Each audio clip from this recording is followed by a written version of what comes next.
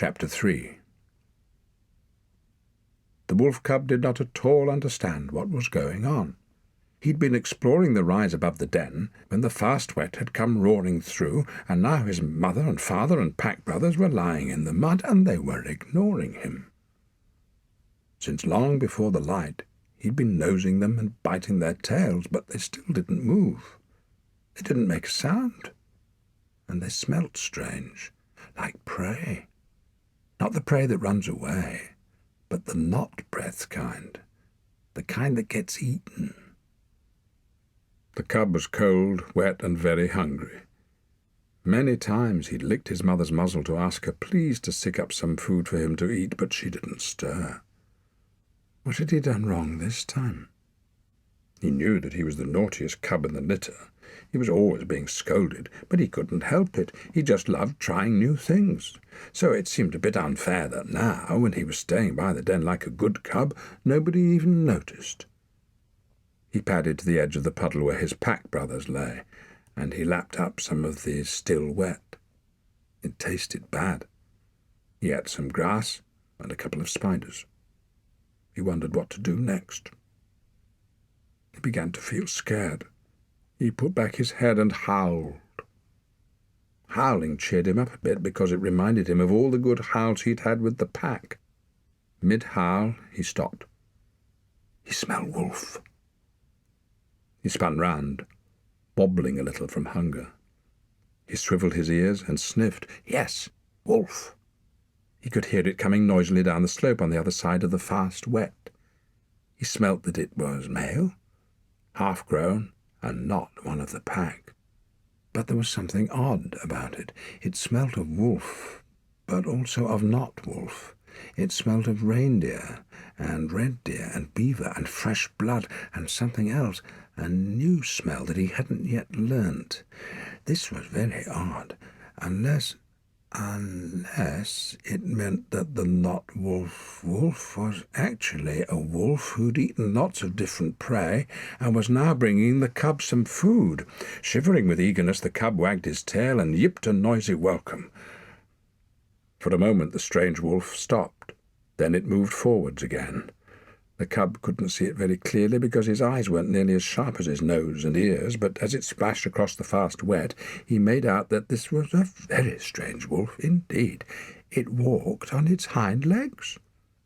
The fur on its head was black, and so long that it reached right down to its shoulders, and strangest of all, it had no tail. Yet it sounded wolf. It was making a low, friendly yip and yowl, which sounded a bit like, "It's all right, I'm a friend." This was reassuring, even if it did keep missing out the highest yips. But something was wrong. Beneath the friendliness there was a tense note, and although the strange wolf was smiling, the cub could tell it didn't really mean it. The cub's welcome changed to a whimper. "Are you hunting me? Why?" No, came the friendly but not friendly yip and yowl. Then the strange wolf stopped yip and yowling and advanced in frightening silence. Too weak to run, the cub backed away. The strange wolf lunged, grabbed the cub by the scruff, and lifted him high. Weakly the cub wagged his tail to fend off an attack. The strange wolf lifted its other forepaw and pressed a huge claw against the cub's belly. The cub yelped. Grinning in terror, he whipped his tail between his legs. But the strange wolf was frightened too. Its forepaws were shaking, and it was gulping and baring its teeth. The cub sensed loneliness and uncertainty and pain. Suddenly the strange wolf took another gulp and jerked its great claw away from the cub's belly. Then it sat down heavily in the mud and clutched the cub to its chest. The cub's terror vanished. Through the strange, furless hide that smelt more of not wolf than wolf, he could hear a comforting thump, thump, like the sound he heard when he clambered on top of his father for a nap. The cub wriggled out of the strange wolf's grip, put his forepaws on its chest, and stood on his hind legs. He began to lick the strange wolf's muzzle. Angrily, the strange wolf pushed him away, and he fell backwards. Undeterred, he righted himself and sat gazing up at the strange wolf. Such an odd, flat, furless face. The lips weren't black like a proper wolf's, but pale, and the ears were pale too, and they didn't move at all. But the eyes were silver-grey and full of light, the eyes of a wolf. The cub felt better than he had since the fast wet had come. He'd found a new pack-brother. Torak was furious with himself. Why hadn't he killed the cub? Now what was he going to eat? The cub jabbed its nose into his bruised ribs, making him yelp. "Get off!" he shouted, kicking it away. "I don't want you, understand? You're no use. Go away!" He didn't even attempt that in wolf talk, because he'd realized that he didn't actually speak it very well. He only knew the simpler gestures and some of the sound shapes, but the cub picked up his meaning well enough. It trotted off a few paces, then sat down and looked at him hopefully, sweeping the ground with its tail. Torak got to his feet, and the world tilted sickeningly. He had to eat soon. He cast around the riverbank for food, but saw only the dead wolves, and they smelt too bad even to think about. Hopelessness washed over him. The sun was getting low. What should he do? Camp here? But what about the bear? Had it finished with Far and come after him? Something twisted painfully in his chest. Don't think about Far. Think what to do. If the bear had followed you, it would have got you by now, so maybe you'll be safe here, at least for tonight. The wolf carcasses were too heavy to drag away, so he decided to camp further upstream. First, though, he would use one of the carcasses to bait a deadfall in the hope of trapping something to eat overnight. It was a struggle to set the trap, to prop up a flat rock on a stick, then slot in another stick crossways to act as a trigger. If he was lucky, a fox might come along in the night and bring down the rock. It wouldn't make good eating, but it would be better than nothing. He'd just finished when the cub trotted over and gave the deadfall an inquisitive sniff. Torak grabbed its muzzle and slammed it to the ground. "No," he said firmly, "you stay away." The cub shook itself and retired with an offended air. Better offended than dead, thought Torak. He knew he'd been unfair. He should have growled first, to warn the cub to stay away, and only muzzle-grabbed if it hadn't listened. But he was too tired to worry about that. Besides, why had he bothered to warn it at all? What did he care if it wobbled along in the night and got squashed? What did he care if he could understand it? Or why? What use was that? He stood up, and his knees nearly gave way. Forget about the cub. Find something to eat. He forced himself to climb the slope behind the big red rock to look for cloudberries. Only when he got there did he remember that cloudberries grow on moors and marshes, not in birch woods, and that it was too late in the year for them anyway. He noticed that in certain spots the ground was littered with woodgrass droppings, so he set some snares of twisted grass, 2 near the ground, and 2 on the sort of low branch that woodgrass sometimes run along, taking care to hide the snares with leaves so that the woodgrass wouldn't spot them. Then he went back to the river. He knew he was too unsteady to try spearing a fish, so instead he set up a line of bramble-thorn fishing hooks baited with water snails. Then he started upriver to look for berries and roots. For a while the cub followed him. Then it sat down and mewed at him to come back. It didn't want to leave its pack. "Good," thought Torak. "You stay there. I don't want you pestering me."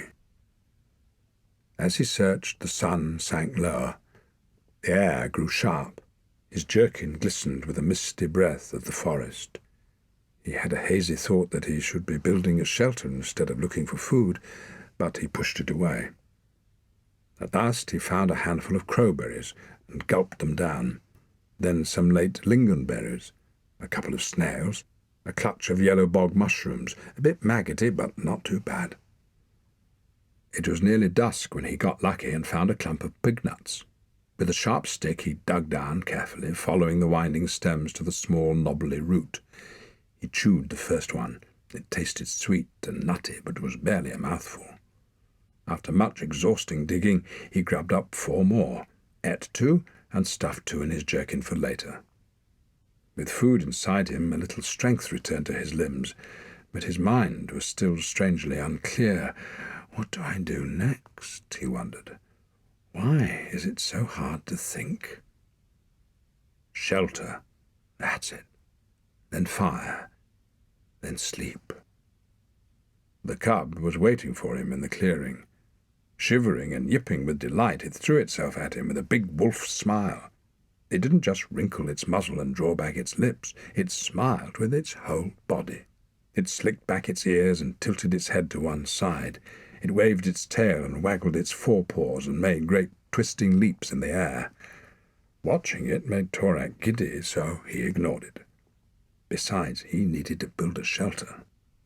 He looked around for dead wood, but the flood had washed most of it away. He'd have to cut down some saplings if he still had the strength. Pulling his axe from his belt, he went over to a clump of birch and put his hand on the smallest. He muttered a quick warning to the tree's spirit to find another home fast, then started to chop. The effort made his head swim. The cut on his forearm throbbed savagely. He forced himself to keep chopping. He was in an endless dark tunnel of chopping and stripping branches and more chopping, but when his arms had turned to water and he could chop no more, he saw with alarm that he'd only managed to cut down 2 spindly birch saplings and a puny little spruce. They'd have to do. He lashed the saplings together with a split spruce root to make a low, rickety lean-to. Then he covered it on 3 sides with spruce boughs and dragged in a few more to lie on. It was pretty hopeless, but it'd have to do. He didn't have the strength to rainproof it with leaf mould. If it rained, he'd have to trust his sleeping sack to keep him dry and pray that the river spirit didn't send another flood because he'd built too close to the water. Munching another pignut, he scanned the clearing for firewood. But he'd only just swallowed the pignut when his belly heaved and he spewed it up again. The cub yipped with delight and gulped down the sick. Why did I do that, thought Torak. Did I eat a bad mushroom? But it didn't feel like a bad mushroom. It felt like something else. He was sweating and shivering, and although there was nothing left in his belly to throw up, he still felt sick. A horrible suspicion gripped him. He unwound the bandage on his forearm, and fear settled on him like an icy fog. The wound was a swollen, angry red. It smelt bad. He could feel the heat coming off it. When he touched it, pain flared. A sob rose in his chest. He was exhausted, hungry and frightened, and he desperately wanted fire. And now he had a new enemy. Fever.